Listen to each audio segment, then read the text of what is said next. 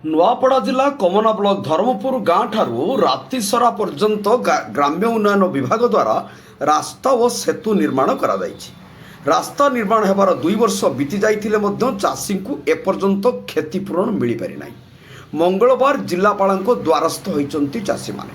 ସେମାନେ ଅତିରିକ୍ତ ଜିଲ୍ଲାପାଳ ଭୀମେଶ୍ୱର ଶବରଙ୍କୁ ଦାବିପତ୍ର ମଧ୍ୟ ପ୍ରଦାନ କରିଛନ୍ତି।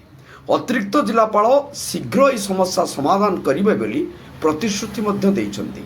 15 ଦିନ ଭିତରେ କ୍ଷତିପୂରଣ ରାଶି ନ ମିଳିଲେ ପୁଣି ଲୋକମାନେ ରାଜରାସ୍ତାକୁ ଓହ୍ଲାଇବେ ବୋଲି ଏ ଚାଷୀମାନେ ଧମକ ମଧ୍ୟ ଦେଇଛନ୍ତି, ଚେତାବନୀ ଦେଇଛନ୍ତି। ସୂଚନା ଅନୁଯାୟୀ ରାସ୍ତା ନିର୍ମାଣ ସମୟରେ ତୋରବାଡ଼ ପଞ୍ଚାୟତ, ଧର୍ମପୁର ଓ ଦର୍ଲିପଡ଼ା ପଞ୍ଚାୟତ ହାତୀସରା ଗାଁର ପାଖାପାଖି 30 ଚାଷୀଙ୍କ ଜମି ଯାଇଛି। ଜମିର ଉଭୟ ପାର୍ଶ୍ୱରେ ମାଟି ପୋତି ହୋଇଯାଇଥିବାରୁ ଚାଷ କାର୍ଯ୍ୟ ମଧ୍ୟ ବାଧା ଉପୁଜୁଛି। ଏହାକୁ ନେଇ ଚାଷୀମାନେ ଅନେକ ଥର ବିଭାଗୀୟ ଅଧିକାରୀଙ୍କୁ ଲିଖିତ ଭାବେ ଜଣାଇଥିଲେ ମଧ୍ୟ କୌଣସି ସୁଫଳ ମିଳିଥିବା ସେମାନେ ଅଭିଯୋଗ କରିଛନ୍ତି।